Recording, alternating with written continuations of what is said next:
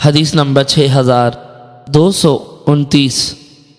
حضرت جابر بن عبداللہ رضی اللہ عنہ بیان کرتے ہیں کہ جب احد کا دن ہوا تو میرے والد کو اس حالت میں لایا گیا کہ ان کو کپڑے سے ڈھانپا ہوا تھا اور ان کو مسلح کیا گیا تھا، یعنی ان کے اعضاء کاٹ دیے گئے تھے۔